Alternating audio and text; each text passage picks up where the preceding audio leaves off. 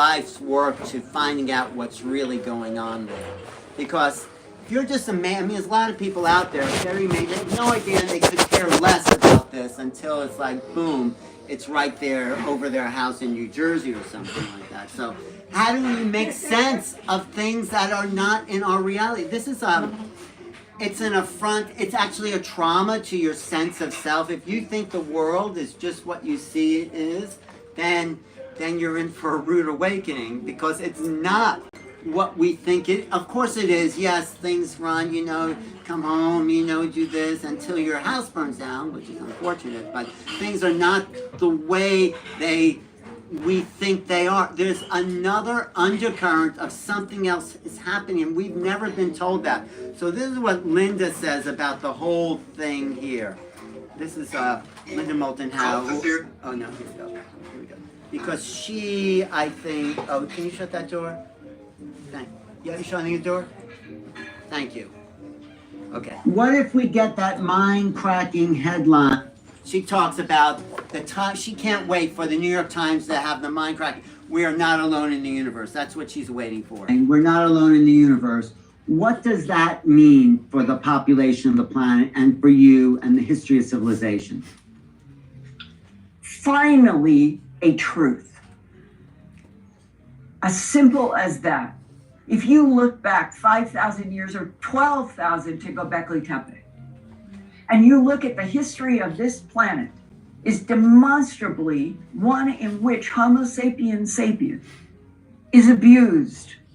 Because from my point of view, if you are a civilization that evolves for 12,000 years, and you are always under the thumb of another intelligence that manipulates you, and that humans are never, ever talked to, communicated honestly, then we are today in the 21st century, 12,000 years later. We are an abused species. And part of this abused species is going out into the Milky Way galaxy and beyond without a single general human population knowing and being told we're not alone. Once we do know, what does that mean? What is that? How does that shift our reality? That we are finally being given respect enough for the truth of something so huge. We're not only not alone in the universe, and that I would stress, there are other intelligences and they really care about us, and they want us to get past this difficult time of lies, deception by other forces that have never told humans the truth. That is why we've got to have this revolutionary headline. Isn't that interesting? So she is passionate about it. She spends, you can look at her YouTube called Earth Files, where she spends her time really going deep, talking to government insiders. You know, it is so big inside government. You know, there's a saying in macrobiotics, the bigger the front, the bigger the back. The bigger the lie, the bigger the truth. That is what we're dealing with, a huge, huge lie. And we don't even know why they're lying. Is it just that, oh, there are aliens here? Or I think it's more to do with money and finances and whatever's flying those craft are not filling up their gas tank to get here. They're using right? They're using a technology that will put trillions of dollars of oil, fossil fuel companies out of business.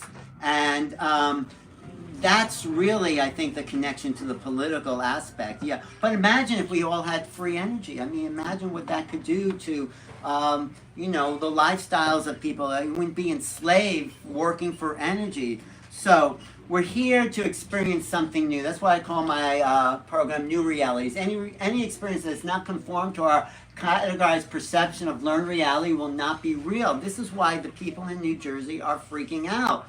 What's out there? What's over in my skies? And why New Jersey?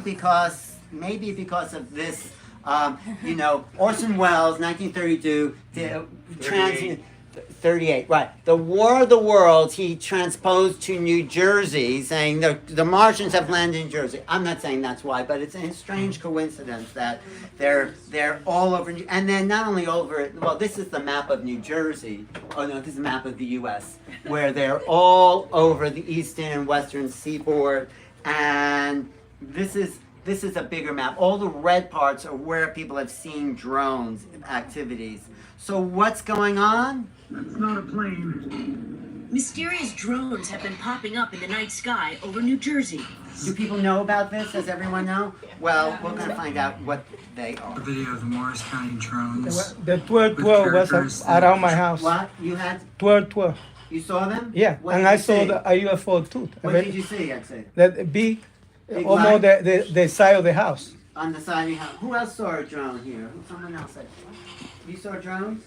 What did it look like to you? I saw one. It was just hovering very low, and it actually looked like a plane. It looked like it was in the shape of a plane, but it made no sound, and it was literally just hovering over like one of the city blocks. If the drones make no sound, Very they're not drones, because that's where the word drone comes from. very Drone, that droning sound. So if they're not making a sound, some people think, the theory that I'll put out there is that there are these UFOs out there, but in order to diffuse the kind of observance that the government is putting in drones to make people confuse the actual UFOs, extraterrestrial craft, with military drones. That's one theory. Triangle lights. Residents sharing eerie videos like these on social media. Mike Walsh says he's been seeing them since mid-November. They kind of sound like a helicopter, depending on how big they are, is how loud they are. There's red and green lights on either side of them. He reported them to local police, but has not received any explanation. Other residents say the drones seem to fly in coordinated groups, appearing every night except Thanksgiving, and disappearing as soon as the sun comes up. That is weird. There were 7 or 8 hovering right near my home. It's a complete violation of privacy, and unnerving. I couldn't sleep last night. Authorities saying there's no known threat to public safety, but residents have stayed on alert. Look at that. Look at that. That's a beam of light going up from where He is spraying the sky again. Bro, this is fucking crazy, man. That's New Jersey. Look at this guy.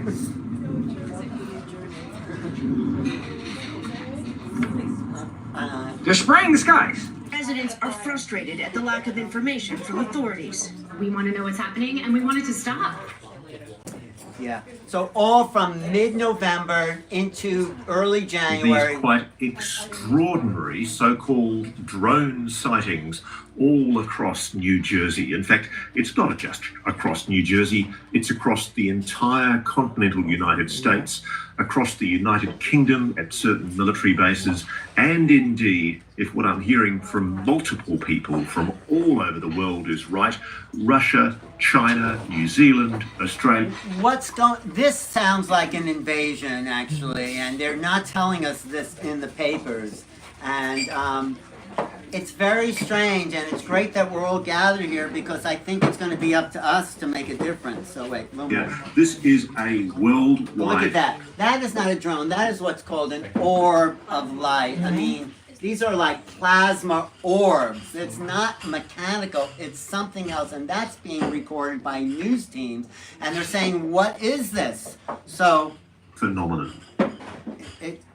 Look at that. That is not a drone. That is something utterly something else. And it is a technology we don't understand. And and the government may not understand it either. So we're really left to our own devices here. Look at that. These are all, some of them are mechanical, but some of them are just orbs of light as well. So, yeah, there's all this. Look at that whole series of flights there. I mean, if you saw that, that would be I think that was Vietnam, they show that. Now these lights disappear into the ocean there. I mean, it is weird. And this is not, it's only on a few news stations, but it should be everywhere. And it's not. What is going on? And here's not some answers, but here's lack of It's been answers. nearly a month since large unidentified drones started being spotted all across New Jersey. But even after all this time, we have zero answers about where they're coming from and who's flying them. Why do we have zero? We have $1 trillion defense budget, and the Defense Department can't tell us what's there? Or maybe they just don't want to. The United States spends billions of your money on military and intelligence programs every year. So tell me, why do the FBI and the White House have zero clue where these drones are coming from?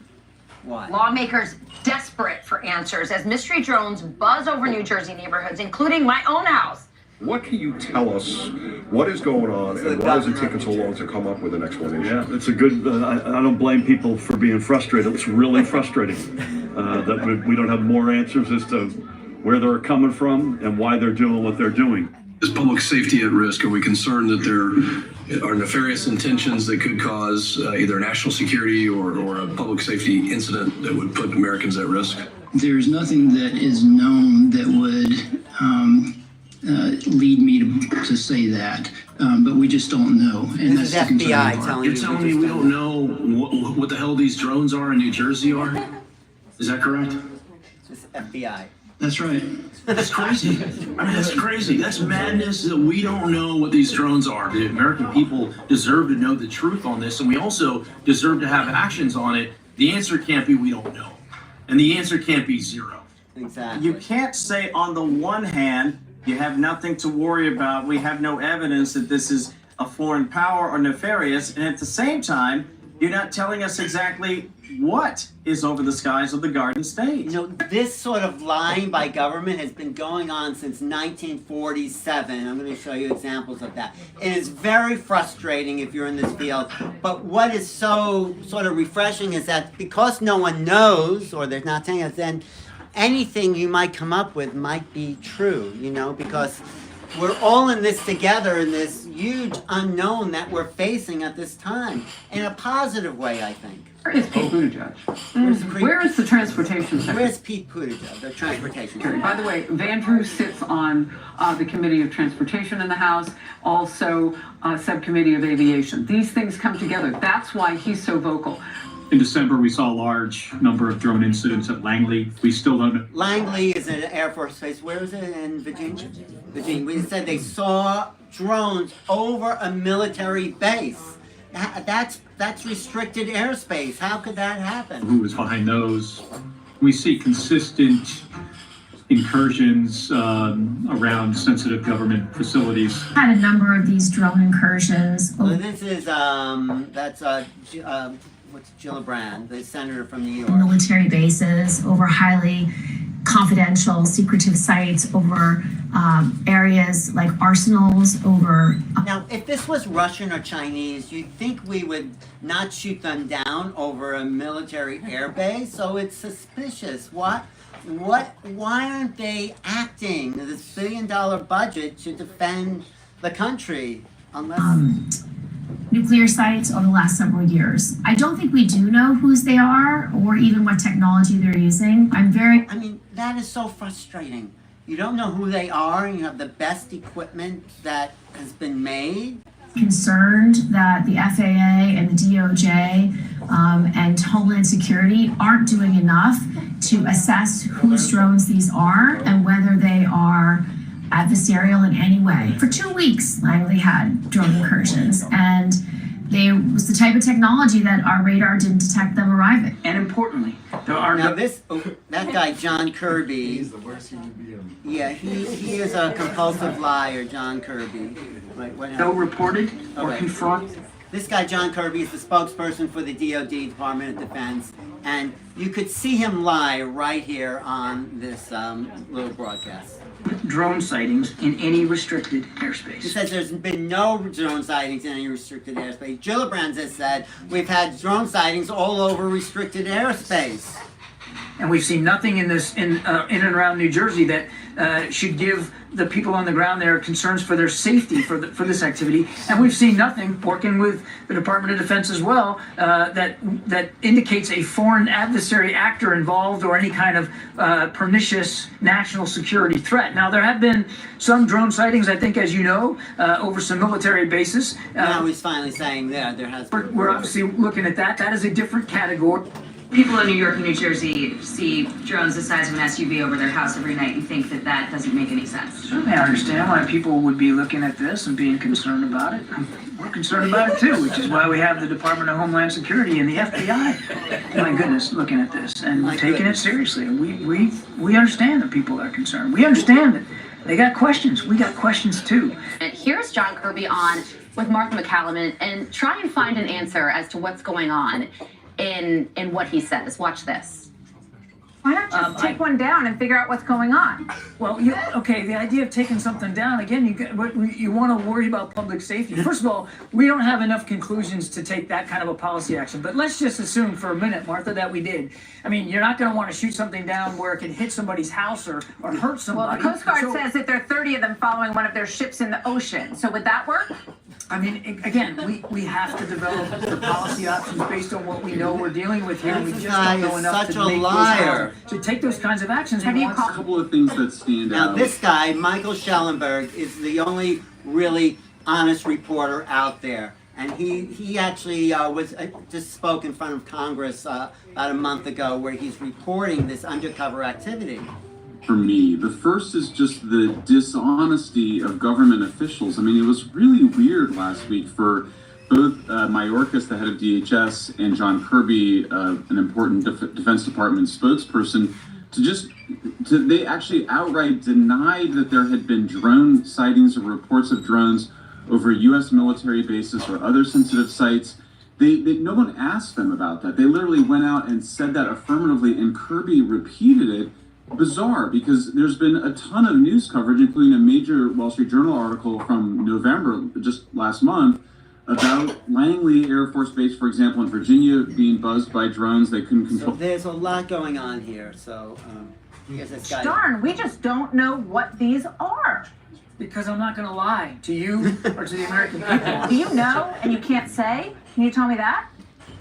No, I'm telling you, Martha, I'm telling you, we don't You know. don't know. We All right, let me ask you this. corroborate every single sighting. Some of them we have, not all of them, and we're working hard to do that. We know people are afraid of it. We know people have concerns. We have those same concerns. Yeah, because But they're what I flying over can your tell you- house and it sounds like there are course. motorcycles landing on your roof. Why not just take one down and figure out what's going on?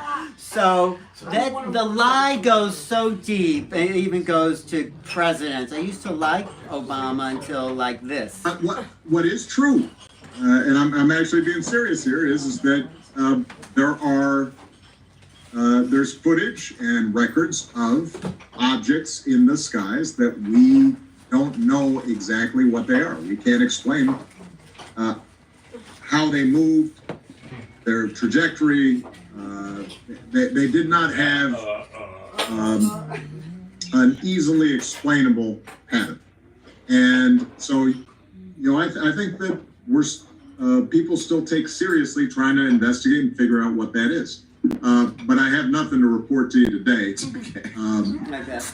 Yeah, of course not. So this lie began 1947, June 24th, when this guy, Kenneth Arnold, was flying his little small plane over Mount Rainier looking for a downed other plane, and he saw these objects that looked like this. They weren't saucer shaped. He said they moved like saucers, but they weren't actually saucer shaped, but they were more like these kind of triangular wing type thing. And he said when he landed in Idaho, I just saw a bunch of these saucers. They moved like saucers. They skipped. So the word flying saucer started there with Kenneth Arnold. And then 1 week later, we get this headline in Roswell. So this is a backstory of the lie. It's Roswell Air Force. It wasn't an Air Force at this time. There were just Army planes that had capability of flying. Captures flying saucer on ranch in Roswell region. So some people think that the Army base that was there is the same base that dropped the atomic bomb on Hiroshima and Nagasaki. They were located in Roswell, New Mexico.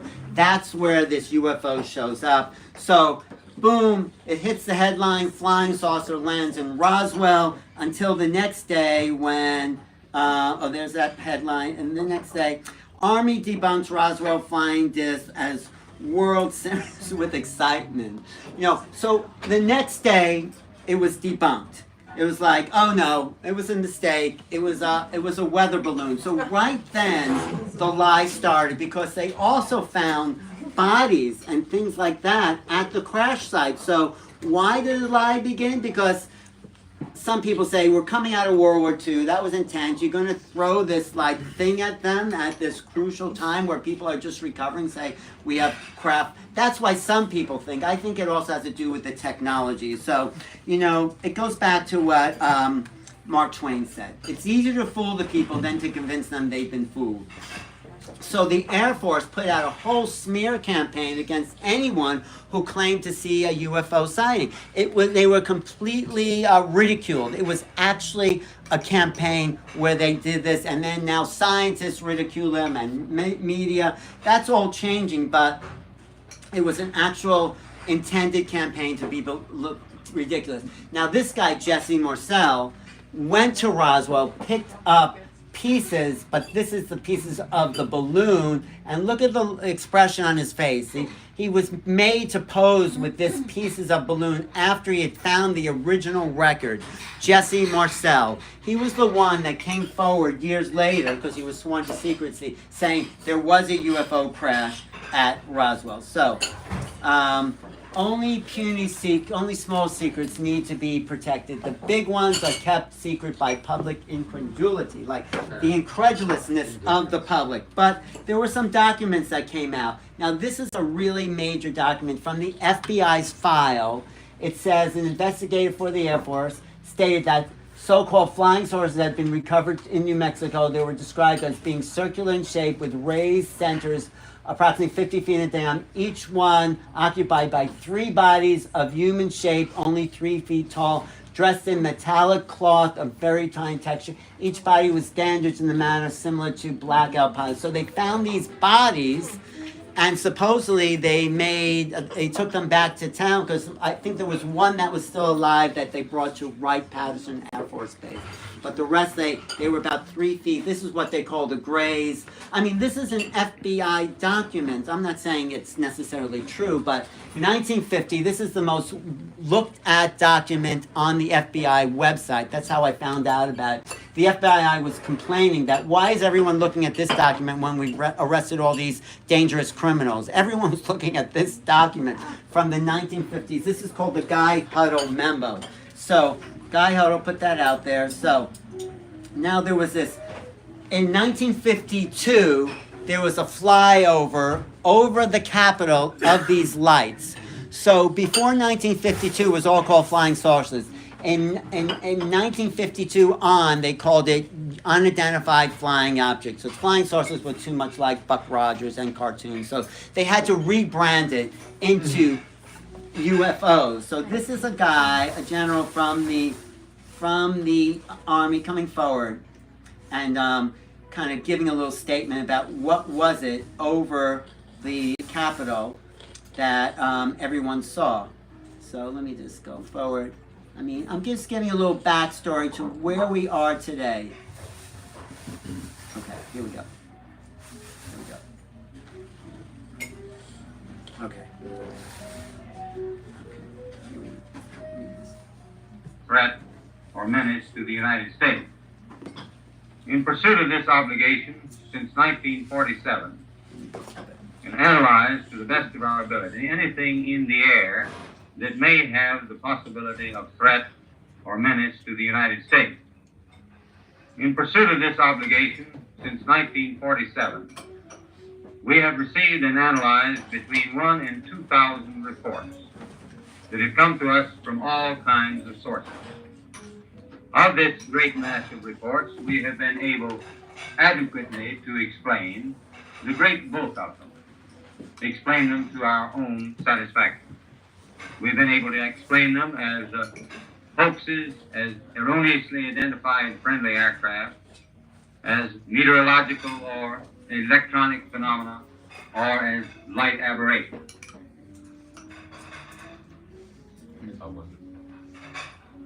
Yeah. What else? I think he has a little more here. It is this group of observations that we now are He just says something here. by credible observers of relatively incredible things. It is this group of observations that we now are attempting to resolve. They're attempting to resolve, just like the guy said, this was 1952, 2024, that's 70, how long, 60, 65, how much? 60 years. 52 to 20, that's 72 years of the same answers by the government. How is that, how could they know nothing in all that time? It's very frustrating if you're researching this. The big difficulty in dealing with these is that there is no measurement of them that makes it possible for us to put them in any pattern that would be profitable for a deliberate, custom sort of analysis to take the next step. Now that's exactly what Obama said. There's no actually pattern we can understand. But behind the scenes, there's a lot going on, I'll tell you that much. This is the face of UFO. This is why we're talking about disclosure. You've heard that word disclosure, right? Have you heard that? Have you heard it, Morgan? Disclosure? Disclosure is the sort of political, social movement for pushing the government to reveal its secret. It's called the disclosure movement. And we cannot depend on government to disclose for us. It is a people's movement. It comes back to us. We're all going to march on Washington next year and demand answers. I mean, what else are we going to do? I mean, it's so frustrating. We have, as of date, come to only one firm conclusion with respect to this remaining percentage. And that is that it does not contain any pattern of purpose or of consistency that we can relate with to any conceivable threat to the United States. That's all they care about is threat to the United States. So it's out there, but it's not threatening. But how do you know? So Project Blue Book was these like years of investigation where they analyzed cases and they came up with the same conclusion. There's no threat. Doesn't mean nothing's out there. There's just no threat. So one of the people in Project Blue Book was a guy named J. Allen Hynek. Have you heard of him? Yeah. He started the term close encounters. It's him who said there's three types of encounters. There's lights at a distance, there's lights close up, and then there's beings inside these ships. That's the close encounter of the third kind. The beings inside. Now, other people have gone and said there's close encounters of the fourth kind and the fifth kind, where you call them in. This is what Stephen Greer's doing. Say, let's do close encounters of the fifth kind. Instead of them visiting us, we're putting out the vibrations where they will come to us. So this is J. Allen Hynek, who says, he was an astronomer from the University of Chicago, and he was commissioned by Blue Book to debunk the UFO phenomena until he started to look at reports and said, hey, maybe there really is something here. Why am I debunking it? Why not investigate it? And that's when he changed sides. You know, he was no longer working for the government. He started one of the first UFO organizations, him and Jacques Vallée, and he started to really look at this from a scientific point of view. And so he says, as a scientist, I must be mindful of the past. All too often it's happened that matters of great value to science were overlooked because new phenomena did not fit into the accepted scientific outlook at a time. So that's the problem. If it doesn't fit into your scientific worldview, it can't exist. That's what they call a paradigm shift. So people didn't believe rocks fell from the sky. There was no such thing because the stars were fixed like that until someone discovered a meteor and said, well, there are rocks that fall from the sky. And that changed the whole way we look at nature of reality. So paradigm shifts are always happening. They happen around anomalous subjects. This is a book called Theories of Scientific Revolution, Thomas Kuhn. It's a really excellent book about how science changes. He says science moves one funeral at a time. Because scientists, like everyone else, are really attached to their ideas. Just look at Neil deGrasse Tyson. He's saying, oh, those people aren't seeing anything. It's an artifact on the radar. There's people who are so identified with what they believe, like most of us. We're identified with that if something comes in, there's no room in their psychic space for something new. How do you fit in if like a being is coming through this wall? Yeah. How do you make sense of that? Yeah, question. What was the name of that book again you just mentioned? Theories of Scientific Revolution, Thomas Kuhn. I think it's, yeah. But he's the first to bring out the word paradigm. So Thomas Kuhn. And then, so we get J. Allen Hynek looking for answers. And then a big surprise to the UFO community was this very nice interracial couple from New Hampshire called Betty and Barney Hill. Have you heard of Betty and Barney Hill? 1961, they're driving through the White Mountains of New Hampshire, and they see this saucer, and they look, and Betty's saying, Barney, doesn't it look weird? He says, oh, it must be a plane. And they finally make it home to Portsmouth, New Hampshire, and they're missing 4 hours of time. Like, they somehow got home 4 hours later, and they didn't remember anything. But then they were hypnotized to realize, yes, there was something. They were taken aboard. They were the first, what's called abductees, Betty and Barney Hill. And you know what? The state of New Hampshire put up this sign, and because I'm a UFO fanatic, I had to make a pilgrimage there to this sign, which says, on the night of September 19th and 20th, 1961, a Portsmouth couple, Betty and Barney Hill, experienced a close encounter with an unidentified object and 2 hours of lost time, 2 hours, while driving on that route, that's Route 3, near Lincoln, New Hampshire. And they filed a report with certain agencies, but this, well, I guess the state of New Hampshire believed them because they put up an official plaque on the side of the road there marking the spot of the first abduction. I mean, someone is like, it's not all just nonsense. There's something going on. Now, abductions, I think I'm going to write my next book about that, because how is it possible? You're alone in your house, right? The doors are locked, the windows are shut, you're by yourself, you're falling asleep, and then suddenly someone's standing at the foot of your bed. That doesn't make any sense. That is what's so traumatic. Like, suddenly this impossible thing is happening to you, and there's no way to make sense of that. It's traumatizing, and people have been traumatized and experienced post-traumatic stress. So what I'm doing is warning you that that might happen. Don't get freaked out. They're just coming to visit, and you're going to be okay. But, you know, I mean, they're not, I think they're here to wake us up to the fact that the solid wall that you think is there is not so solid. So, you know, there's been a history of contactees. This is Travis Walton, Fire in the Sky. He was a lumberjack in the forest, and he saw this light, and he ran towards the light, and the light zapped him, and he had a whole crew of other lumberjacks, and they took off because they thought they were coming after him. He was missing for 5 days. Travis Walton, he wrote the book Fire in the Sky. It was a motion picture. He came back, and he said, yeah, I was on board this ship, and it was like he saw these little beings, and they revived him. Travis feels like the ETs actually revived him because they didn't need to hit him with the light. That's what he's saying. Now we have this guy. Whitley Strieber. If you want to read the best book on abductions, I mean, me and Julian's been abducted, right? Many times over there. If you want to, anyone else have a UFO? Have you been abducted? Yes. Welcome to the club. I think I have too. Actually, I write about my abduction in chapter 7, but it still doesn't make sense. How is it possible? Because their physics, their understanding of reality is not what we think it is. We've been brainwashed. So Whitley, he was actually a horror fiction writer. He wrote The Hunger, he wrote everything, but they were really covered for these bizarre experiences that were happening in upstate New York in a town called Accord. He had a little cabin where these beings came and visited him in the night. So that picture there is revolutionary. He's the first to depict these aliens with the big black eyes. And then people around the world would look at that and start to have a little freak out and say, oh my God, I saw someone like that. I had a dream about something like that.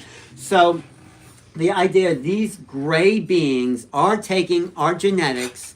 This is my theory and other people's too. Why are they abducting people? Because, and this is just a theory, they've reached the end of their evolutionary cycle. They developed their intellect to such a degree that they forgot how to feel, or didn't forget, they bred it out of them.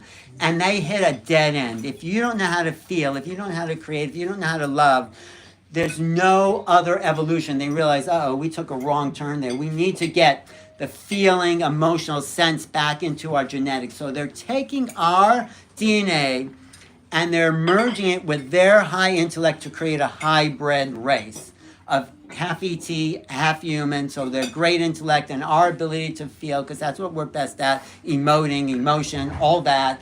And so in the DNA is actually emotionality. When people have had heart transplants or liver transplants, the recipient takes on some of the emotions of the donor. So there is expression within the DNA. So Whitley, he doesn't get that far. He talks about his abduction. So this was a best-selling book. I know Whitley, he is amazing. He's still having experiences. He has an implant in his ear, he says, which is really, so they implants things sometimes. Did you have an implanting? Maybe. Okay. Did you get an implant? You got it? As a child. As a child, you got an implant. There's a theory. I know it sounds weird. I don't even believe it, but maybe it's true. So Whitley's a great experiencer. There was this guy, Bud Hopkins. There I am with Bud. This guy is historic. This guy actually opened up the whole thing about the alien abduction. He used to live in New York. He wrote this book, Missing Time, based on stories of Betty and Bonnie Hill and others. He was a great guy. And he says, you know, most scientists just write it off. So the purpose of science is to investigate the unexplained, not explain the uninvestigated. That's what we're seeing today. We're seeing scientists saying, no, it can't be true. It can't be true. You know why it can't be true? Because we don't believe it's true. Because we don't believe it's true, it can't be true. So John Mack, who's this guy, he was a Harvard psychiatrist. John Mack was the head of the medical Harvard psychiatry department. And he started to meet people through Bud Hopkins, who said, well, I want to introduce you, John. And he's this mainstream psychiatrist who said they've been met aliens. And John says, these people must be crazy. They must be absolute lunatics. Until he started talking to them.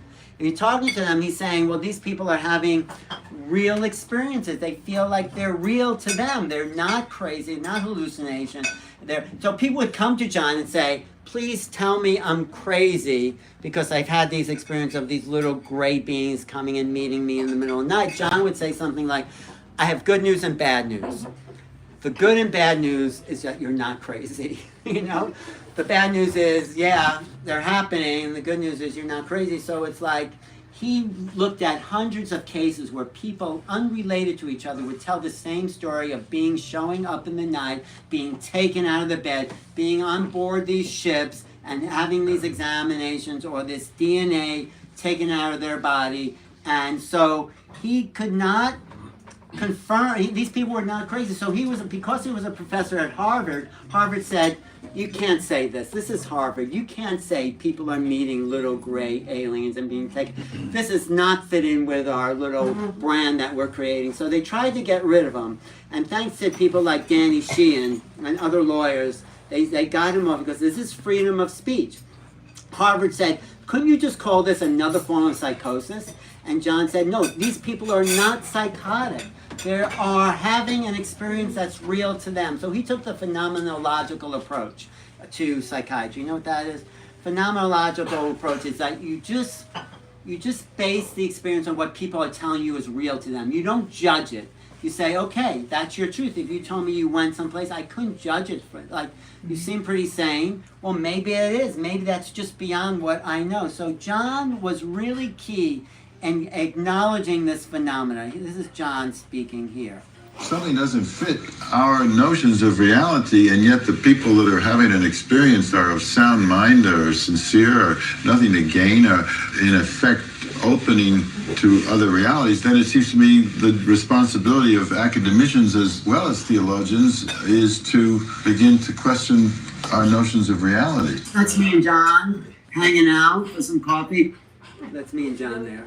We're hanging out for some coffee. He was a great guy, very smart, and he risked his total reputation as a psychiatrist. He risked his job at Harvard, and he just risked his, whole way of being to come out and speak for these people are saying they had a real experience. So he was a really great guy and really nice. So that brings us, we're getting up to the present where, so John played a key part for experiences in abductees. So we go from now close to where we are now, unidentified flying objects, that's what they call, were changed to unexplained aerial phenomena. That was a big breakthrough when Hillary Clinton on the Jimmy Kimmel show said, when we had your husband, President Clinton, on this the is 2016. show, I asked him about UFOs and Area 51, and if you looked in, because if I was president, that's the first thing I do. I go right into those files and see what was going on. Right. And he said that he did do that. Yes. And that he didn't find anything. Well, I'm gonna do it again. Yeah, why not? Right? And there's a new name. It's unexplained aerial phenomenon. Unexplained aerial phenomenon. Now they're rebranding it because UFOs got a little weird, but also the key why they're changing the name, because this is no longer just objects in the sky. It's a phenomenon that affects people. So Grant Cameron says in my book, he says, if you've seen a UFO, how many people have seen a UFO here? Well, that's pretty good. I'm going to see what I can do for you, Morgan. Okay.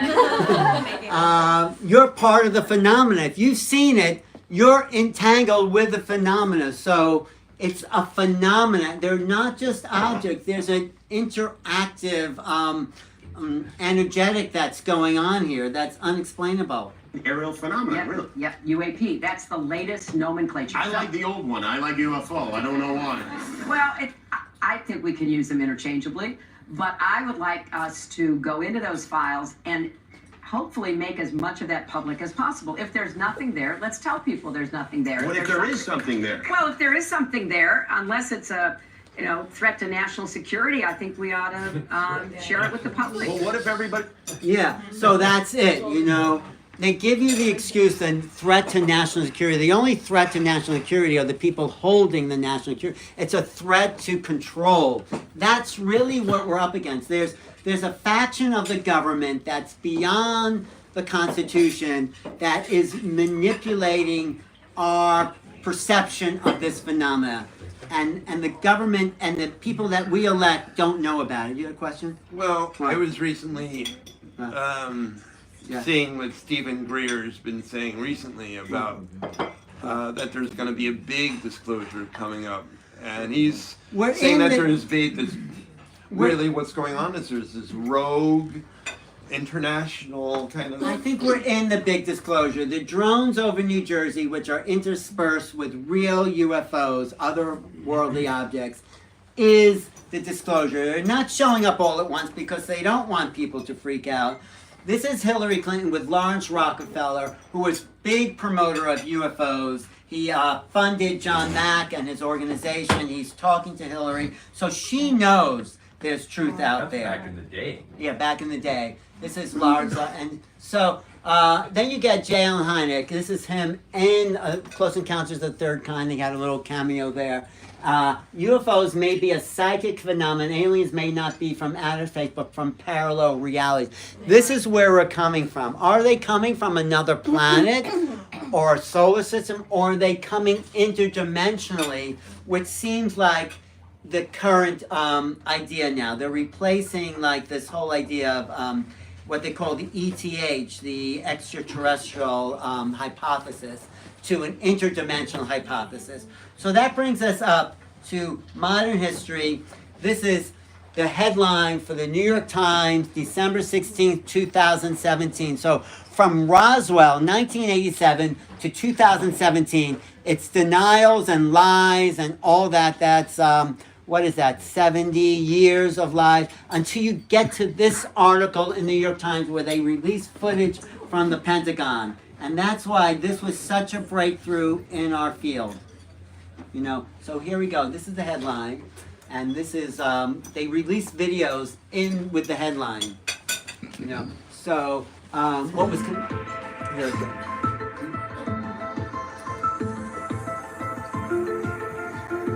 Yeah, now they've seen. There's a whole fleet of them. Look on the ASA.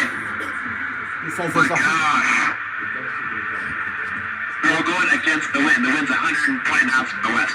So that's the first footage released by the Pentagon saying, my God, there's a whole fleet of them. They're going against the wind. These are not drones. This is a fleet of unidentified objects this is government tape. This was snuck out of the Pentagon for the first time, 2017. This was a major breakthrough. And they had 3 different videos there.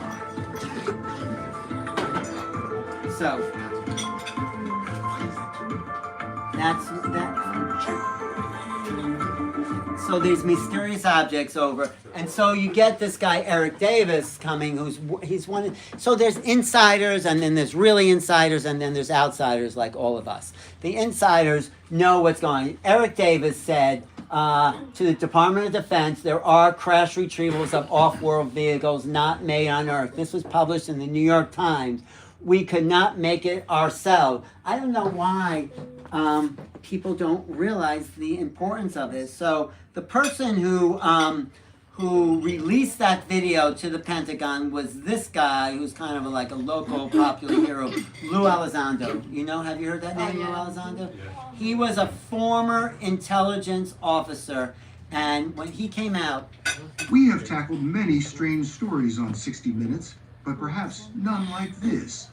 It's the story of the U.S. government's grudging acknowledgement of unidentified aerial phenomena, UAP, more commonly known as UFOs.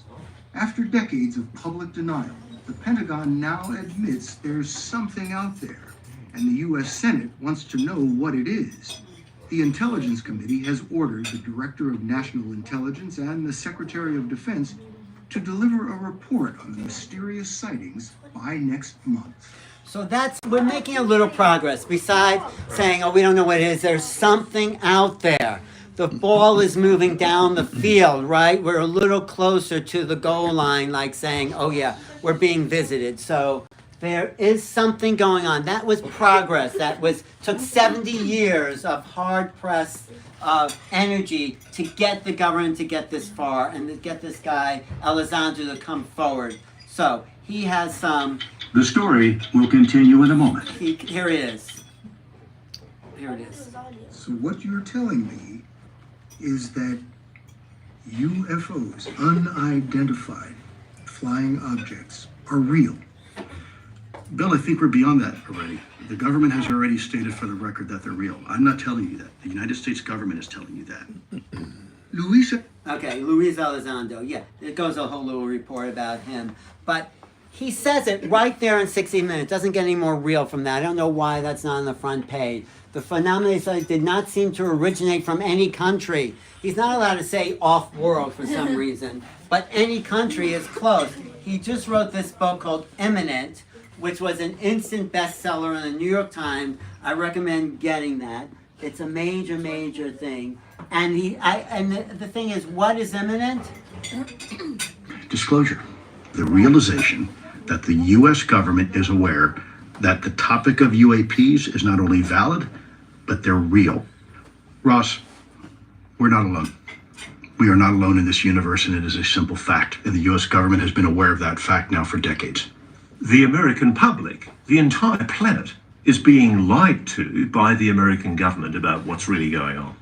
I think if the American public knew just how deep this lie went, that we would have a very significant constitutional crisis on our hands. I took an oath to the American people to defend this country from all enemies, foreign and domestic.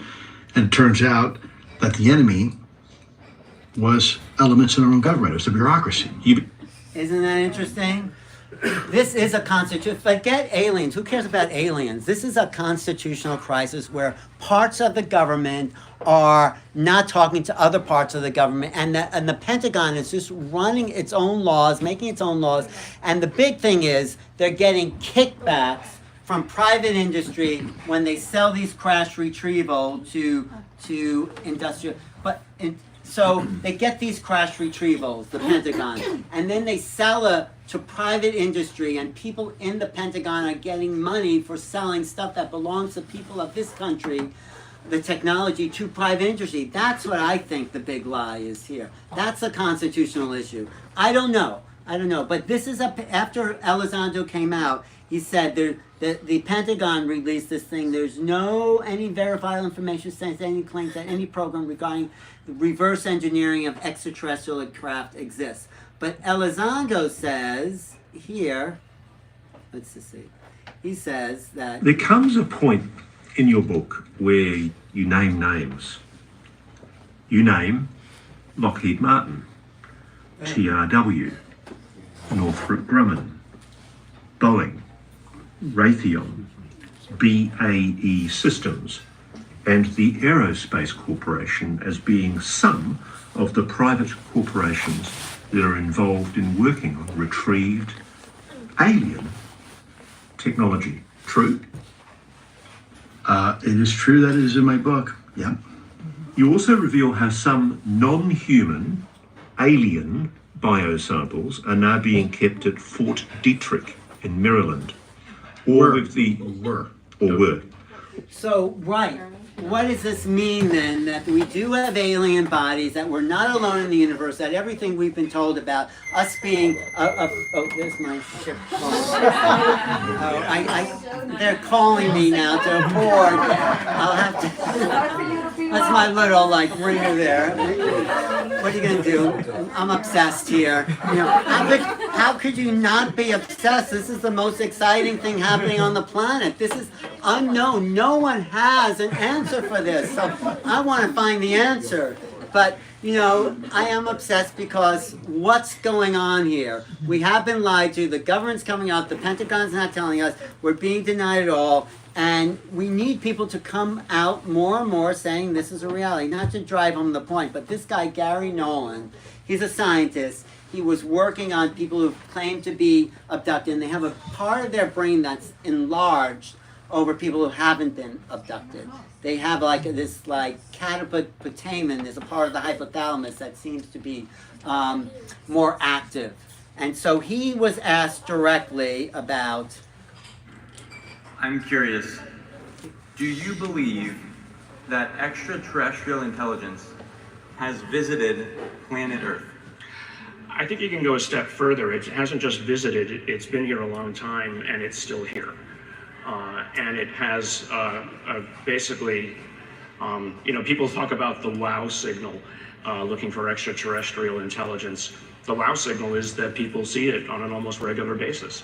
That's the communication that's already here. Right. If you go out to places like Sedona with night vision goggles amplifies 1,000 times. You will see craft going back and forth. Or you can go to New Jersey and see stuff right there, right across the border there. So this is Gary Nolan. He's a scientist. He's a matter of fact understanding of what he believes. And that statement seems so incredible that it's tough to believe, right? People hear that, and maybe a lot of people hear that, and they don't believe it. Like this guy, he doesn't believe it. He's very mainstream, academic, business guy. And so I'm curious, if you had to assign a probability to that statement, that you believe extraterrestrial intelligence has visited this planet, what probability would you assign? 100%. And that's not just my opinion. I mean, look,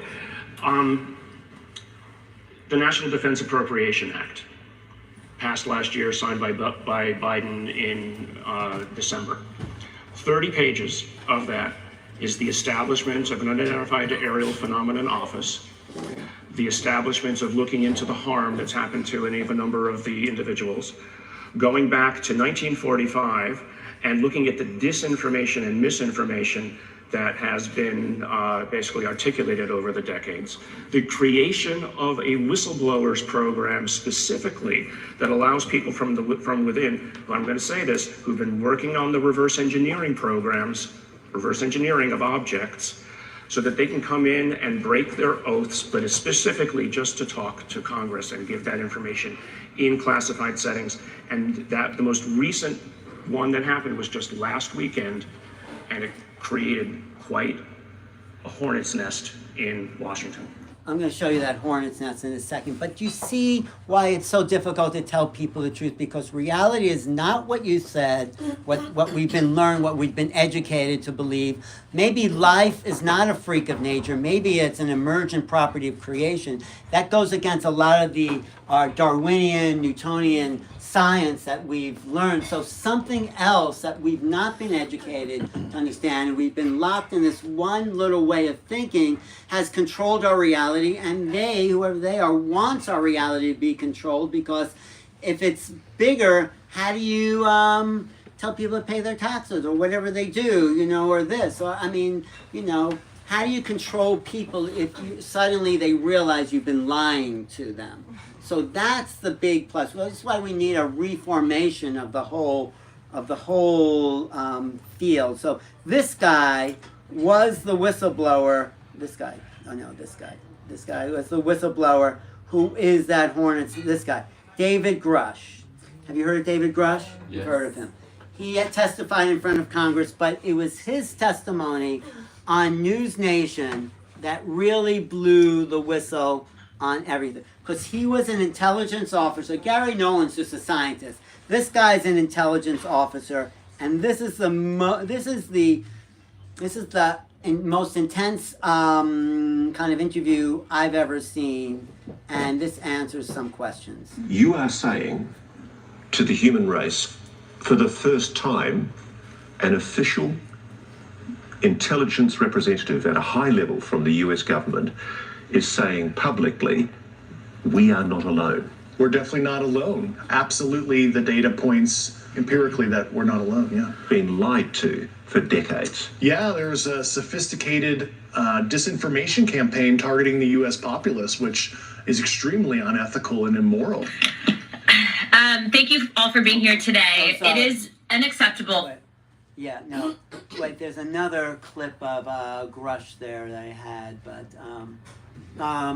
anyway, this is Grush here. He talks about bodies also here. Let me just, this is him in front of Congress in 2023. This is him being asked questions by this guy Garcia. He's a representative from... Do you believe that our government is in possession of UAPs? Absolutely, based on interviewing over 40 witnesses over 4 years. And where? I know the exact locations, and those locations were provided to the Inspector General. Has any of the activity been aggressive, been hostile in your reports? I know of multiple colleagues of mine that got physically injured, and the activity.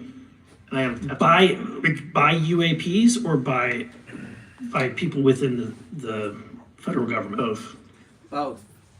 So there's people very seriously wanting to keep this secret because their money, their reputation, their inside position. And then other people have been injured by getting too close to some ships. Yeah, question. Well, there is one thing you should correct. We have evolved tremendously because in the 50s and 60s, 70s, even 80s, the whistleblowers were being knocked off. Right. So they were whistleblowing and they found themselves on another frequency. Yeah. Dead. Yeah. So and also there was Philip J. Corso, Colonel Philip J. Corso, who was in charge of UFO retrieval for the White House. Right, and Corso was one of the people at Roswell. He found some of these objects at the Roswell crash and reverse engineered them. So what I think Julian's talking about, there's been a break inside government saying, no, we're going to tell people, it doesn't matter what the consequence, and the old guard is saying you can't do that. So this is the internal battle we're looking at. So thanks for that. Yeah, so this is another thing from Grush here.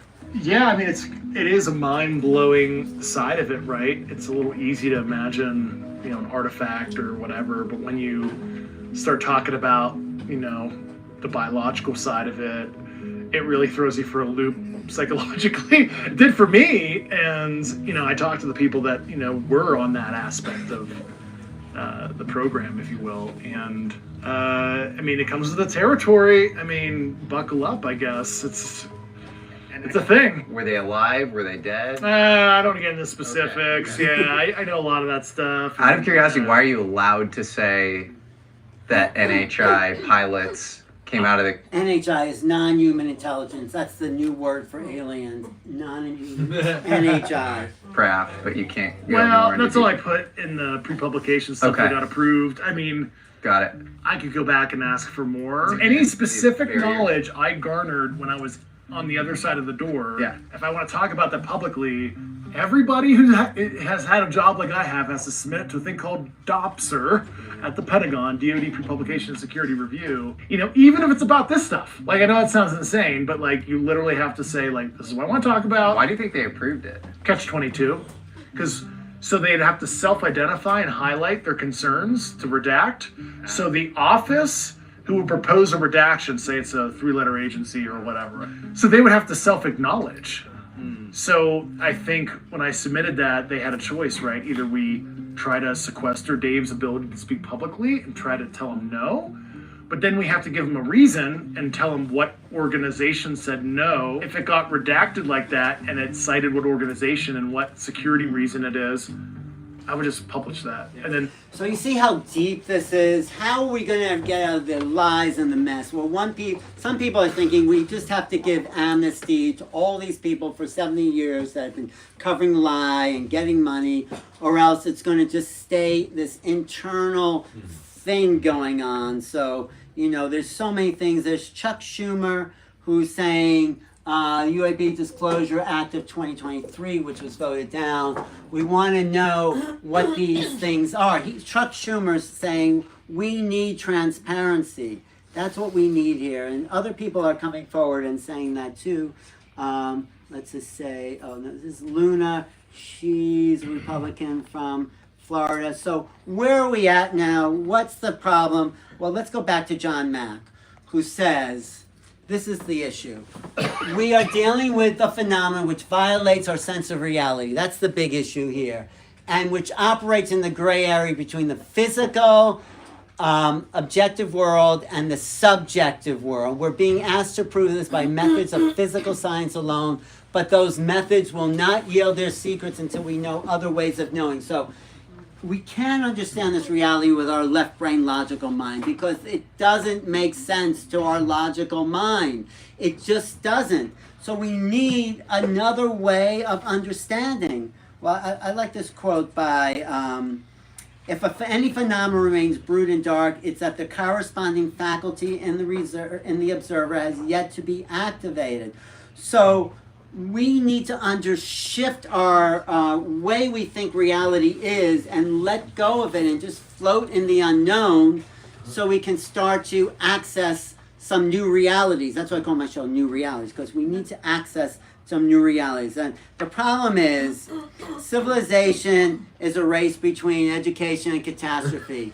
Let us learn the truth and spread it as far and as wide as our circumstances allow. For truth is the greatest weapon we have. Then I was talking to Edgar Mitchell. He said, the experience of contact with non-human intelligence is the key that will open the door to understanding what consciousness is. So this is not a nuts and bolts problem. This is why the government can't understand how these objects operate, because they're just looking at nuts and bolts. You have to think like an alien to understand how their mechanism works. Like if I showed a cave person my little cell phone, they wouldn't know how it worked or even what it was for. So we need to raise our frequency to understand how things work. In other words, we're a fish and we need to get into a bigger fish bowl, really. That's where we're at right now. We need to know we're part of the greater cosmos. Does that make sense? Any questions? So it's not about nuts and bolts, it's about consciousness. How do we shift the way we think? How do we raise our vibration? Listening to these great sounds, meditation, seeing that we're not alone, getting rid of your old belief systems, whatever you think, you know, that you could put your hand through the wall. I mean, not right now, but obviously those beings are coming through the wall. So there's one guy I really like, this guy, Chris Bledsoe. Have you heard of Chris Bledsoe? He wrote a book called UFOs of God. Every night he goes out and takes pictures of these orbs in his backyard. He's the closest thing to like a UFO saint, I would say. He really has an understanding of what this is all about. I do want to say to everyone in this group that for the last 15 years, I've been 18 years really, 18 years this January, but for 15 years I've been documenting this phenomenon.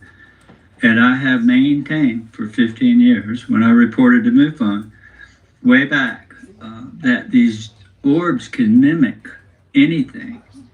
They mimic airplanes. I have witnessed it myself. One on the ground in front of me shift from a football to a helicopter in front of me 150 yards away and then fly off over my head. And I have witnessed it. I filmed it. I have metal balls. These things turn into metal balls or what looks like raindrops that glow. So a lot of the drones that we may think are drones could be orbs, in fact, mimicking the drones. So there's a lot happening there. I just had to add that in there about this drone thing, because there's videos going around of watching orbs turn into an airplane, what looks like one. But I agree with Steve. I think whoever's up there has a big stake in what's going on down here. Maybe the threat of nuclear war, I do know it's got their attention. It had their attention in World War II. They've shown us that they can turn off our nuclear sites. They can do it, and they monitor our thoughts. They know what you're thinking. Many people come here and see this. I just speak to the sky, and all of a sudden they start showing up and flashing and flying by. It's because they can hear us, and they know what we're thinking. And I'll end it with this: that I do know that they're alarmed at the situation in this world. But I think the good will come. It'll all even out, and we'll get past it with a new knowledge, and there'll be a reset and a way we move forward in our thinking in this world and in our education system. It's got to change. We've been so long saying that we're alone and thinking that. We've got to get out of that. We've got to move forward. We're going to have to realize that there's a higher power above us. However it's laid out, it's there. They've been writing about it for thousands of years. It's the same thing the biblical stories we're talking about. What does that mean? We really don't know. But I can tell you it's there, and I can share it with people, as many as 200 at the time, and do it every time. And so, like Rich, if you want to come see it, you come to my house and we'll share it with you. And and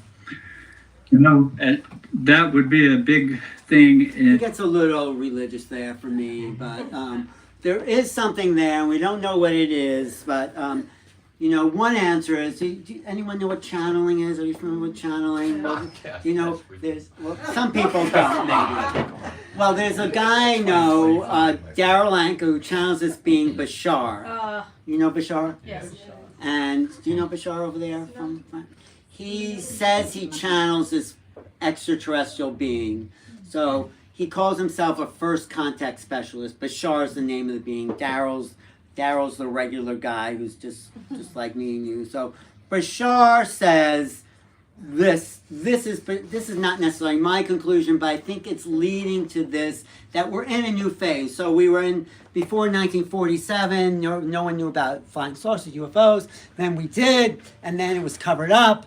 And now the drone phase has initiated us into what I call the next phase of this interaction with whatever's out there. I don't know what they are, ETs, and who knows, but something is there for sure.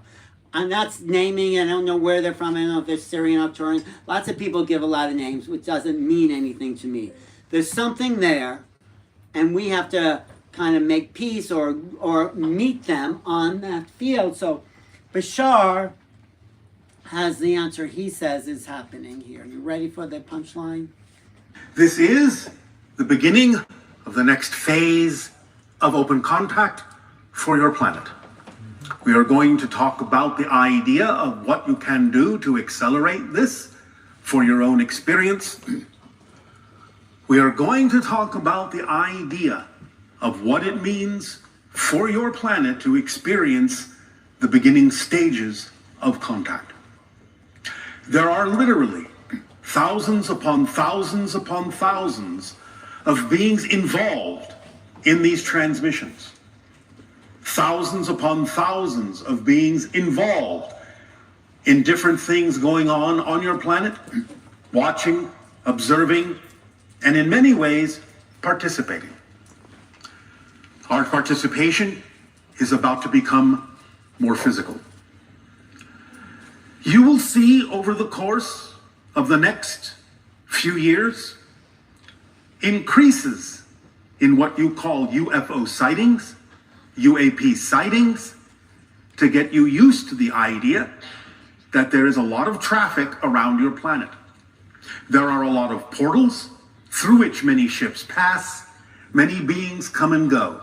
As you increase your vibration, as you broaden your bandwidth, so to speak, by acting on your passion, raising your frequency, becoming a better receiver, a better antenna of higher frequency information and experience, then your senses can extend to the point where you can begin to see many of the things that were heretofore invisible to you, that have been around you all the time. And this not only includes the idea of extraterrestrial spacecraft, but also the idea of spirit beings. Because everything is here and now, right here, right now, all overlapping, separated only by the concept of different frequencies. So when you extend your bandwidth, you start including within your consciousness the ability to perceive more of those frequencies. That's it. So when you start to kind of meditate, drop within, do whatever, and, you know, disconnect from the mechanistic world, some things happen because the Earth's energy is accelerating. That's what I feel. That's why people are so interested in this phenomena. It's like before people could care less, and a lot of people still care less, but something's happening, and I think it's vibrational. This not only has the effect of suddenly perceiving things that were heretofore invisible to your senses, but also allowing you to start experiencing an increase in other phenomena, such as positive synchronicity, things like precognition, psychic prediction, deja vu, and so on and so forth.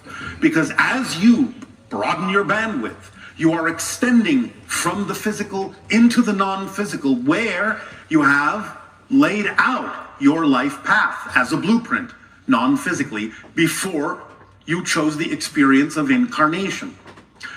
Parallel realities are there for you to tap into as you broaden your bandwidth and allow your senses to become sharper on picking up on all the different things that are going on multiple realities in multiple dimensions simultaneously. Don't be too shocked and too surprised when you start perceiving other beings that others may say are not there.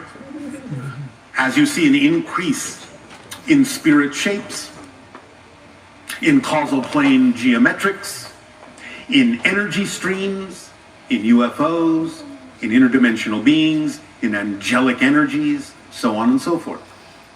You have arrived at the place now where you have been preparing and preparing and preparing. And now it starts to, as you say, pay off. The vibration of the new cycle is increasing. The waves are coming faster and faster. And as you raise your vibration, you will catch up to those waves and be pushed along, pulled along, riding those waves toward the experience of open contact, not only with extraterrestrials, but with other beings, other spirits, and of course, as always, more of yourself. Yeah. Because that's what this is all about. Exactly. Becoming more of who you truly are. So I don't know if that's true, but it feels like that might be one answer to why people are so interested in this phenomena, because it's about our evolution. It's not just about beings showing up here and saying we have technology for you, because they do have technology, but are we ready for it? If we got free energy, who would make a bomb that would just go off and off and off? You know, so they're careful with how they treat the children. That's us. So I don't know. Anybody have a question? Anybody have an answer? Anybody have a? Here. Yeah. Well, so what I'm seeing is that the government has secret budget. Yeah. And there are secret bases, underground bases that they test all these things. Right. And so that now you, and so then because of the government being in connection with the aliens and have that technology, you don't know when there is an alien craft or that's why they have all those crafts. The other but you have a question? crafts Yeah, that are that's what we going said. around. Yeah, so do you have that are you have now a rogue Well, so you organization that is. That's going what we have, a around. rogue organization that's trying to confuse people, because the truth is a little shattering for people. Thank you. Any questions from your team, Morgan? Did anybody have any sightings during COVID? I saw a ton, because we were in this neighborhood. We were on the roofs because it's the only they wouldn't let us outside, which I don't think is necessary. That's another story. Great Barrington Declaration, 60,000 more doctors. There's more accolades than Fauci saying we didn't need lockdown. However, no, it's actually connected to this. Yeah. Because as a bunch of people had all those lights off, I was going up there and meditating, and I asked for one to come, and it did. What did you say? Right over, multicolored orb, shot right into my field of vision, and I went, no way. And it went, phew. Then I tried it again, next couple of nights, happened again. It did, wow. And then I asked friends, I was like, you gotta come upstairs and see this, because it's happened a few times. Because I'd been looking online, and it was happening. So I showed my friends, and one of my friends was like, yeah, right. And I was like, please try to be open-minded. He's like, I'm open-minded. And then right when he said, I'm open-minded, it went right into our field of vision. Like 6 of us. I wanted to bring some of them with me. Wow. And we were sitting there, and he went like me, no way, and it shot away. So something was going on. That was too many times for it to be a coincidence. No, you can Something's call going them on. in. I think our vibration is getting closer to theirs, and if you really intend it, actually I'm going out to Sedona to do this whole retreat out there, this making contact retreat, and we're all going to call them in. Let me just put this up there, because I think we have the power to do that. We have the power to, no, where is it? I think a lot of that's what I was trying to say. A lot of the electrical field was off, and I think there was more clearance to be able to make contact. That's what I think happened during You're COVID. very clear if you're not living in a place with a lot of electricity. Yeah, what's your name? Dan, no, Julian, you're first. No, Julian talked recently, but Julian. I'm curious about this potential coordination related to what might be considered the prime directive.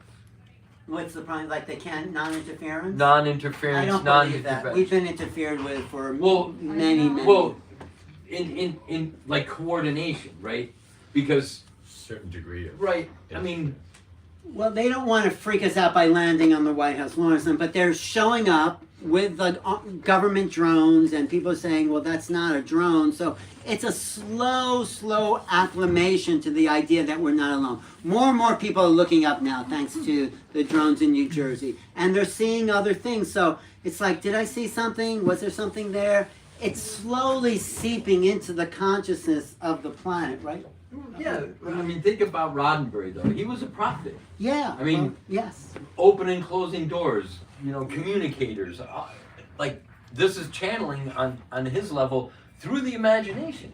Yeah, and I think he was, actually he was in touch with some other channeling group, I think the Council of Nine or something, to get a lot of information. Wait, Julian, did you have something? Yeah, the fact that, don't you feel this is smoke and mirrors? Because the fact that I saw the program from Dubai, and I What heard program? The program in Dubai, which was called "When They Come, What Are We Going to Do?" And people like Michio Kaku, who's now a professor at City College of New York, and he's top physicist of the world, right, as well as top leaders of the medical, as well as the social, as well as economical fields, were there talking about extraterrestrials and UFOs, and I saw the program. Now, it's all smoke and mirrors because we're being prepared, but at the same time we're being squashed because things like the medical field, for instance, everything from, as you were talking about, free energy, Nikola Tesla, fusion, all that, that's not really as open as it should be. Right, Correct? it's not, this is why it's a time for change. It's time to demand the truth on all levels of medical, government, UFOs. It's like we have been, thanks so much for coming. Okay. We need to demand the truth. We've been lied to. Wait, anyone else have questions from this? We're being lied to every moment. What do you, I'll get back to you. Yeah, so Yeah. during the lockdown, I binged a lot of like religious readings of all different ones. Yeah. The one that was the most interesting was the Pistis Sophia, Book of the Savior. Yeah. And I heard like Lisa Renee and these people talk about Sophia, who's the Holy Spirit. So in Gnosticism, they actually talk about the interdimensional beings that were created at the same time of the earth. And then they describe something that looks like a fetus, hairless with giant eyes, and then it sounds like a gray alien. Then it also talks about these things that sound like reptoids. They say they have an ability to shift in and out of dimensions, and they might be the things that the government talk about with people. I think that's a big thing they're covering up, the fact that there's interdimensional somehow, and that's something people just don't understand, like how we just know the third dimension, but what if we were interdimensional? What if we were aware of these higher levels? And I think it's about vibration, I think it's about going in, meditating, changing your frequencies internally. Was there something Oh, else? but yeah, that's what the gray aliens might be. They might be in this book from the 2nd century that like even supposedly some of it's like from Jesus even talks in it. But it might be these beings, and the Hopis talk about the ant people that are Well, trying to there's save always them. every like native indigenous religion is aware that there's more to the reality than just the 3D. So we don't know that. We've taken everything that's not mechanistic, material out of our view of reality, and now these things are showing up, challenging us. Well, these plasma ships and these like non-physical drones and these, it's challenging everything that we think reality is. So, and the government can't explain it, the scientists can't explain it, the people who have a spiritual background can explain it. Maybe Laura can explain it. Yeah, you have a... No, but I do have a question for you. Yes, okay. So, if you consider what's going on right now, the soft reveal, kind The of what deal? like the soft reveal. Software deal? Reveal. Soft reveal, disclosure. Soft reveal. Yeah, like they're kind of getting people used Yeah, to the they are getting conversation, people used to it. and it's Yes. not so shocking, and maybe that's why those other stories never made any grounds, because no one's experiencing anything when they're releasing it, but now they're trying to maybe get us to experience something. Is that like a good thesis that you would say? Yeah, I think it is a soft reveal where they're getting us used to. I think the ETs were saying, okay, you haven't told your people the truth. We're going to show up and you get used to it. And I think that's what's happening right now in New Jersey. Okay, but then my follow-up question is, I wanted to know what your opinion on Like, do you personally have a timeline of when you think it's finally revealed? Well, Bashar says 2025, 2026, they're going to be showing up in mass numbers over our oceans, and it's time we just welcome the fact that we're not alone, we've never been alone, and that we need to increase our understanding of technology and physics. That's my understanding. The timeline is 2026, where mass landings will take place, and we'll meet these beings. That's my, what? Oh, So what do you think about then, What? because you have physical, like UFOs from different planets, Right. but then you have the spiritual It's maybe the same thing. But it's kind of interesting where it's not the same. I mean, it Well- is, but it isn't. Well, I because think their vibration is different. These ETs, that's why when you're in the presence of an ET, if you ever been, have you been? What? When their vibration is so different than ours that it actually distorts our field. When you're in their field, it's so different than our field. Like, have you been around like really crazy people and you start to like think crazy things because they're so different in their thought forms? Well, when the ETs aren't crazy, but they are thinking differently, and it impacts how we think around reality. So there's a field effect. Joe Dispenza talks about that, tapping into the field. And so we're tapping into a new field that's getting rid of all the old, very mechanistic, materialistic ways of looking at reality. And this is unknown. This is new to people who think that the world is the way they think it is. Have you read Lisa Renee? What do you think of her? I like Lisa Renee. She talks about the same thing. Yeah, that's right. Wait, who had another question? Yeah. So within mediumship, there's a sort of a new sort of She is a great medium right over here. She wrote a book called Till Death Do Us Not. Don't us part. Don't us part. About losing her loved one on the other side, and being closer now that you're apart. Right? Yeah. Anyway, so tell I us. was on your realities. Yeah. So within mediumship, there's now, for very, very highly respected mediums coming out of Britain, Yeah. and they're not really prone to flights of fancy, really. Right. But there's a new sort of development or revolution within mediumship called star beings. Yeah. Which is communicating, because telepathy is telepathy. So telepathy with spirit beings, just telepathy. Right. Telepathy with anything. And so have you come across that? Yeah, there are people who call themselves star beings who have come here, memories of other planets. Actually, in this book, there's a chapter by Mary Rodwell who talks to these new these children who remember their lives on other planets and other star systems. So the star being thing is a big thing. There's also about telepathy. Has anyone heard of the telepathy tapes? Look up the telepathy tapes. It's proven that these autistic children are able to read minds, and they can't talk, but they point to these words on like a little tablet, and it's definitely proven on, if you watch the telepathy tapes, these autistic children, because they have no left brain functioning the way we do, they're really right brain, so they don't have a language center, but they do have a way of understanding. So the telepathy tapes are showing heavily autistic children are telepathic, and they're worth looking at. The telepathy tapes, just look at you. Yeah. Hey.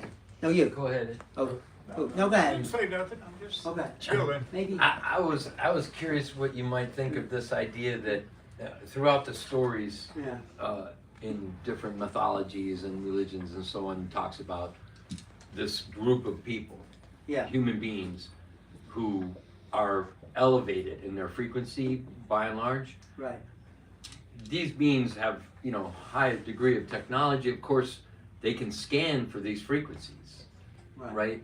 So in large part, wouldn't it be the potential, and I'm asking for your thought about this, that this group gathering here of people who are literally thinking about raising their frequencies would be drawn together electromagnetically in order to establish these larger cohorts or pods, so to speak, of people who are going to be be able to walk through some of these, because in the stories it talks about these when we go out to these different Sedona, transitions. we're all meditating together on the vortex sites, and we feel like the collective mind field And so it's easier to call these things in, and things do show up. If you go to Stephen Greer's CE5, things show up. I went to one of Stephen Greer's, not that I even connect with him, but he does a meditation where you drop in and you see these lights flash in the sky. I mean, it works like just what you're saying. A coherent field collectively can connect with these other beings. And it's On been purpose. On purpose, yes. Yeah, That's like, called not just like, wow, that's cool. Yeah, yeah. But on purpose. Yeah, absolutely. Because the Earth moves. Right? Well, And I think the Earth itself is moving through a different vibrational field. Like my friend Ed Edwards over there can really shift energy in the room. Do you want to do a little demonstration, Ed? He's always open. Ed's going to show us energy, just so you think it's real. He works with energy. He moves energy. I'm not saying he's an ET, but I'm a hillbilly alien. He's a hillbilly something. So give us a little demonstration of like the fact that energy is real there. Yeah, I've been doing this energy my whole life. I'm under study currently at the University of Virginia, the Monroe Institute, the Ryan Research Center, and I'm working now with Yale in the mental health and spirituality departments with Dr. Anna Newsom and several other people around. So let me just demonstrate something. Can y'all stand up? Are y'all able to get to an area where you can stand up? It's easier to be able to do something that y'all can feel if you're able to stand and be not, just be free standing there.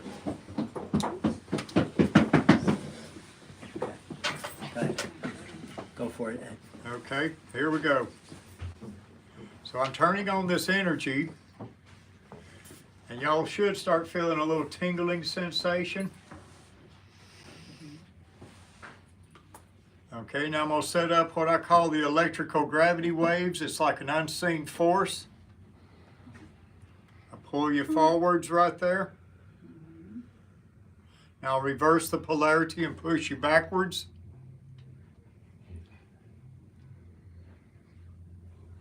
Feel it? Okay, now I'll pull you.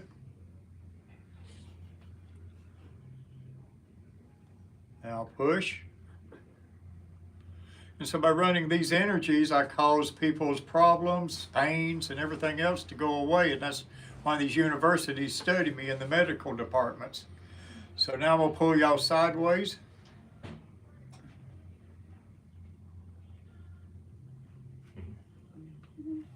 Feel it? I'll take you around over the other way. So this goes worldwide. I do 4 Zoom rooms a week where I work on people all over the planet through Zoom. Stand them up, rock them around a little bit, lay them down, and charge your batteries up, and they go to feeling a lot better. And you can find me on Ancient Aliens. I'm known as the Alien Brain on Ancient Aliens, season 14, episode 16.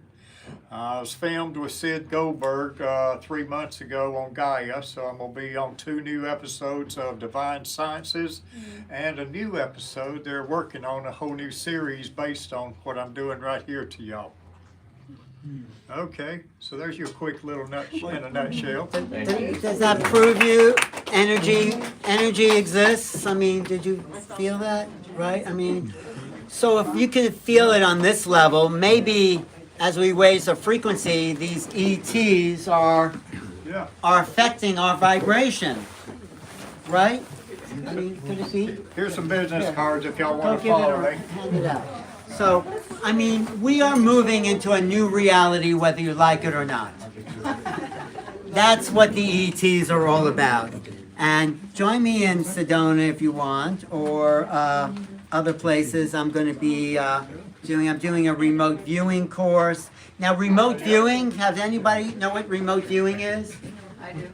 Well, I teach remote viewing. This is a course I'm doing where you can use your mind to go non-locally.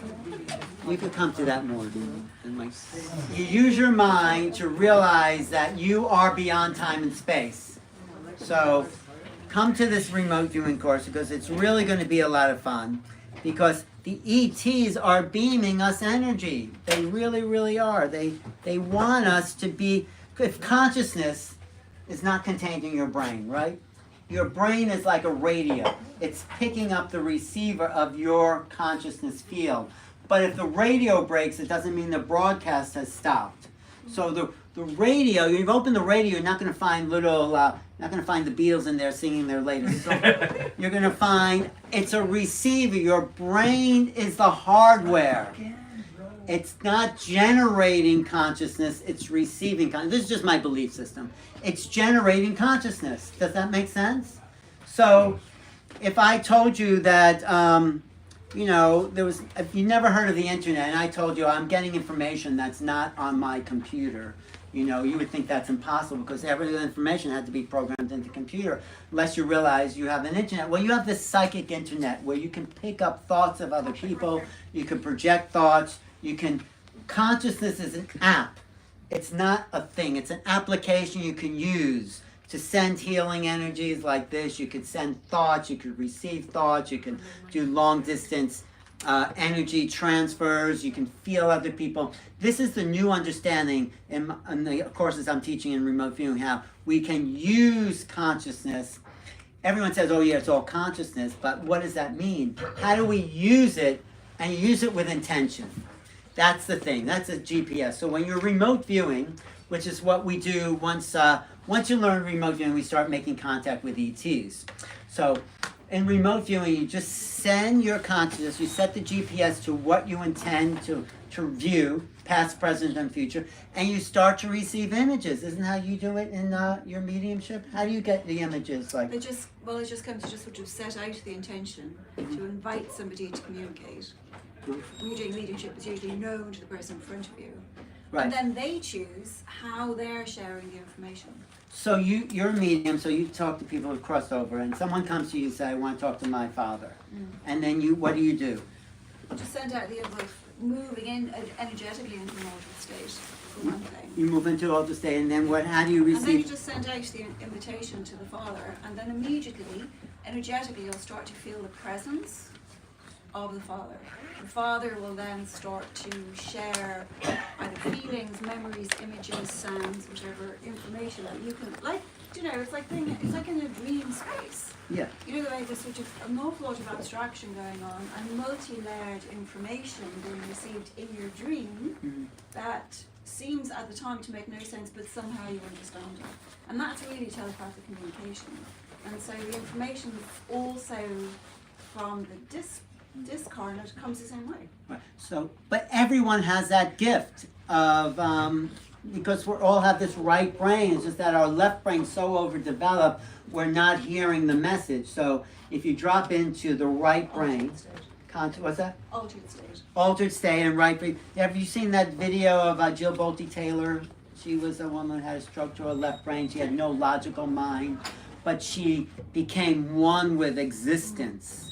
I actually have a clip of that if you want, because she shows you once your right brain, which is what these autistic children are, then you could know anything. This is Jill Bolte Taylor talking about. So, who are we? We are the life force power of the universe with manual dexterity and 2 cognitive minds. And we have the power to choose moment by moment who and how we want to be in the world. Cognitive mind, you have a left brain, which is logical, analytical, and your right brain, which is intuitive, creative, nonverbal. Those are the 2 processes of your brain. But we've overdeveloped one at the cost of the other. Right here, right now, I can step into the consciousness of my right hemisphere, where I am the life force power of the universe. I am the life force power of the 50 trillion beautiful molecular geniuses that make up my form, at one with all that is. Or? That's what the ETs are. They are beyond time and space. They are one. I can choose to step into the consciousness of my left hemisphere, where I become a single individual, a solid, separate from the flow, separate from you. I am Dr. Jill Bolte Taylor, intellectual, neuroanatomist. These are the we inside of me. Which would you choose? Which do you choose? This is the choice we're at now. Do we choose to stay mechanistic, the particle, not the wave, or do we realize we're more energy than matter? This is the choice humanity has. Can we let go of our concrete notions of reality and start to go into the unknown with new possibilities? And I believe that the more time we spend choosing to run the deep inner peace circuitry of our right hemispheres, the more peace we will project into the world, and the more peaceful our planet will be. And I thought that was an idea worth spreading. It is an idea worth spreading. Well, that's where we are. Alan, question? Yes, yes. Where does transhumanism fit in? How do you all of define this? transhumanism? Hmm? How do you define that? Transhumanism, a human hybrid. Of what? AI. AI? I Yeah. think AI is just an in-between step. It's never gonna have being sold. There's no there. It's people program it. It doesn't become sentient. AI will not be sentient in my prediction. It's already become sentient. I don't believe that. Well, I have not seen proof that it's sentient. There's a scientist that was talking about that At Google. I know. Exactly, and he got fired. I haven't seen proof of, yeah, you can have a scientist say that, but where's proof? Doesn't someone have to program the machine to be sentient? I don't think there's any ghost in the machine. Sorry about ghosts, but there's no being there. I've heard that argument that AI can become sentient and take over. What is sentient? Sentient means self-aware, self-conscious, you know. But I don't think there's any. You need a soul to do that. You need a eternal essence, and they don't have that, in my opinion. Why can't a soul jump into an AI? Well, that's a whole. hybrid? You can. That's the ghost in the machine. Exactly. But you need a biology, or maybe not. But you think soul. So it's not a machine anymore. It's a being with a soul. Mm-hmm. That's different than just AI mechanisms. Well, we're talking about AI humanoids. Well, I don't believe it. Okay. I mean, maybe it'll happen. I think But it's happening. I think I don't think people should fear it. I think there's No fear of it, but it's going to be possibly a choice. A choice of what? A choice of being human or being transhuman. Well, what's Elon Musk wanted to put like a Neuralink in people's brains to make them telepathic through. He's already doing it. But we're already telepathic. What's that? Oh, well, that's what I mean. We're already there. We're but already there. They want us to have all kinds of different. They want to you know. control us and keep us from our natural gifts. That's the problem.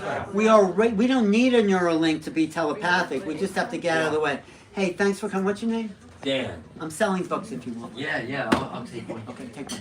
And so there's a lot of new technologies coming on, but I don't think we can be afraid of technologies.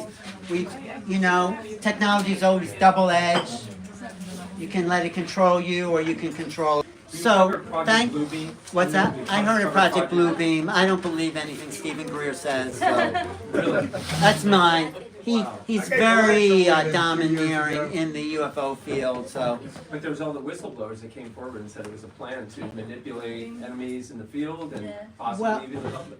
I don't know. I haven't seen like a planned invasion that's been called a false flag UFO invasion. You don't think that they could falsify They these could. They phenomena? could try it, but it doesn't work. They could, but I don't know if it's I don't know. happening. People fell for the lockdown when there were 60,000 doctors I know what you saying it mean. They didn't have totally to fell for happen. that. But what's the point of falling for a planned invasion?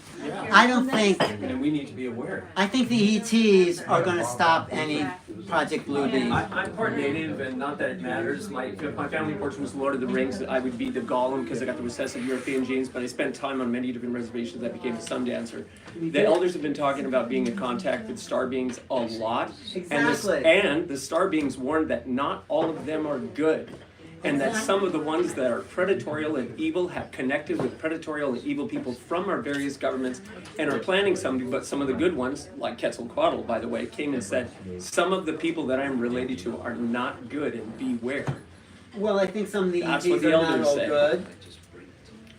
You know, remember, the ET you might meet may be yourself. That's me as my ET. I mean, And warned that some of the other reptilian shapeshifters. no, there's some, it's like people, there's some good people and some bad people. There's some good ETs and bad ETs. So, you know, well, most people out there on the street, they're pretty nice. Occasionally meet someone who's not, but it's like ETs. Most ETs are pretty nice. They want to help us, but they're not going to do it for us. We have to clean up the mess of the planet we made.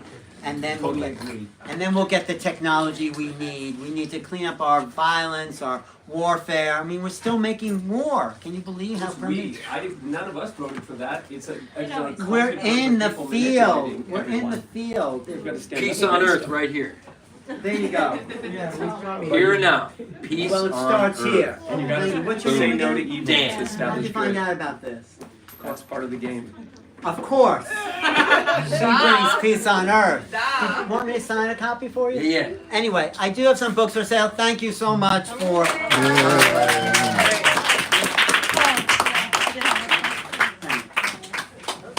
Oh, you have Venmo maybe? Yeah, can we sell?